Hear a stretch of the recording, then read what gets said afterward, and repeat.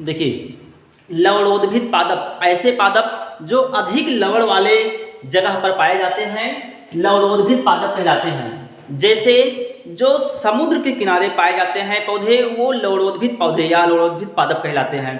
समुद्र का पानी खारा होता है, वहाँ पर लवण की मात्रा ज़्यादा होती है, इसलिए समुद्र के किनारे और समुद्र के किनारे दलदली स्थानों में पाए जाते हैं पौधे, और ऐसे पौधों को कहा जाता है लवणोद्भिद पादप। जैसे इसका उदाहरण है राइजोफोरा। राइजोफोरा एक पौधा है जो दलदली स्थानों में पाया जाता है और समुद्र के किनारे। समुद्र का पानी खारा होता है। क्यों खारा होता है? क्योंकि उसमें लवण की मात्रा ज़्यादा होती है।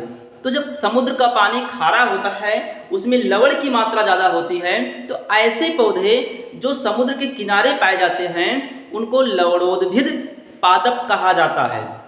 लवणोद्भिद पादप का उदाहरण है राइजोफोरा, और इसकी जो खासियत है वो मैनग्रोव वन इसको कहते हैं। एक पॉइंट ये हो गया कि इसको मैनग्रोव वन कहते हैं। ऐसे वन या ऐसे जंगल जो समुद्र के किनारे दलदली स्थानों में पाए जाते हैं उन्हें मैनग्रोव वन कहते हैं, और इसमें जरायुजी अंकुरण होता है। देखिए, ये बहुत पूछा जाता है कि जरायुजी अंकुरण किसे कहते हैं, तो जरायुजी अंकुरण या बीबीपेरी इसी को कहा जाता है। जरायुजी का मतलब है कि ऐसे कोई पौधा है और उसमें फल लगा है, और फल के अंदर जो बीज है तो उस बीज का अंकुरण फल में ही, यानी कि वो फल में ही अंकुरित हो जाए। पौधा के ऊपर लगा हुआ है फल, और उस फल में जो बीज है वो पौधे पर लगे ही अंकुरित हो जाए, तो ऐसे को कहा जाता है जरायुजी अंकुरण। आमतौर पर होता क्या है कि मान लो कोई भी यहाँ पर पौधा है, जैसे आम का पेड़ है, तो आम के पेड़ में जब आम का फल लगा तो फिर वहाँ से जब आम का फल गिरेगा जमीन पर तो उसका जो बीज है वो उगेगा, जमीन पर उगेगा। लेकिन जरायुजी अंकुरण क्या होता है कि पेड़ पर फल लगा हुआ है और उस फल में जो बीज है वो पेड़ पर लगे हुए ही अंकुरित हो जाए। जब वहाँ से नीचे गिरेगा तो उसको उगने में फिर और बढ़ने में आसानी से रहेगा।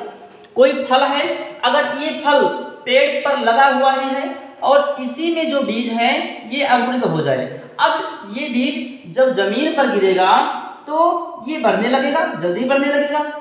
ऐसा इसलिए होता है क्योंकि ये जो लवणोद्भिद पादप होते हैं वो दलदली वाले स्थानों पर होते हैं, और दलदली स्थानों पर अगर कोई बीज गिरेगा तो वो खराब होने का चांस ज़्यादा रहता है वहाँ पर। तो बीज खराब ना हो जाए, जमीन में धंस ना जाए और उसका अंकुरण नहीं हो पाएगा। इससे बचने के लिए क्या होता है कि पेड़ में लगे ही जो बीज फल लगे हैं पेड़ में, उस फल में ही वो बीज अंकुरित हो जाता है। तो इस प्रक्रिया को कहा जाता है जरायुजी अंकुरण या बीबीपेरी। बीबीपेरी जानवरों के लिए भी उपयोग में आता है वर्ड। जैसे कोई जानवर है, अगर बच्चा पैदा कर रहा है तो उसे जरायुज कहते हैं। अंडज का मतलब है जो जानवर अंडे देते हैं, ऐसे जरायुज का मतलब है जो जानवर बच्चे देते हैं। तो यहाँ पर पौधे के लिए उपयोग में आ रहा है।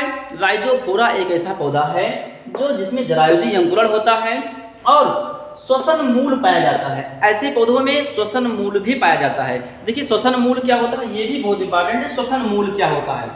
कोई पौधा है, अगर उसका जड़ जो है वो जमीन के नीचे जाता है, हमेशा पौधों का जो जड़ है वो जमीन के नीचे जाएगा।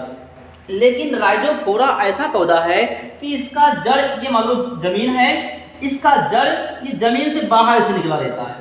इसका जड़ जमीन से बाहर से निकला रहता है और इससे ये सांस लेता है। इसे कहा जाता है श्वसन मूल।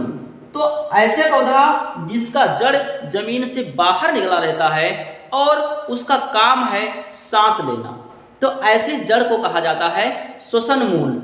मूल का मतलब जड़। तो राइजोफोरा में जरायुजी अंकुरण होता है और इसमें श्वसन मूल पाया जाता है। श्वसन मूल का मतलब जब कोई पौधे का जो जड़ है वो जमीन से बाहर निकला रहे और जमीन से बाहर निकलकर वो सांस लेने का कार्य करे। क्यों? क्योंकि ये पौधे दलदली स्थानों पर उगते हैं और दलदली स्थानों पर नमक की मात्रा, नमक का मतलब लवण, तो लवण की मात्रा ज़्यादा होता है। तो यहाँ पर इनको सांस लेने में दिक्कत होता है, जमीन के अंदर अगर इसका जड़ है तो, इसलिए ये सांस लेने के लिए जमीन से बाहर इसकी जड़ें निकली रहती हैं। इस जड़ों को कहा जाता है श्वसन मूल। तो ये पूछा जाता है एग्जाम में कि श्वसन मूल किस पौधे में पाया जाता है, तो राइजोफोरा में श्वसन मूल पाया जाता है। जरायुजी अंकुरण क्या होता है, जब बीज पौधे में लगा ही रहे और वहीं पर अंकुरित हो जाए, पौधे में लगे हुए ही अंकुरित हो जाए, तो ऐसे को कहा जाता है जरायुजी अंकुरण। मैंग्रोव वनस्पति या मैंग्रोव वन क्या है, ऐसा वन जो समुद्र तटीय दलदली स्थानों में पाया जाता है, ऐसे वन को मैंग्रोव वन कहा जाता है। तो लवणोद्भिद पादप का ये विशेषता है कि इसमें इसको मैंग्रोव वन कहा जाता है, इसमें जरायुजी अंकुरण होता है और श्वसन मूल पाया जाता है।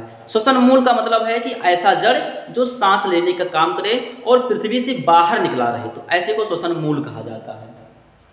इसी प्रकार जो पेड़ पौधे जल में पाए जाते हैं उसको जलोदभिद पादप कहते हैं।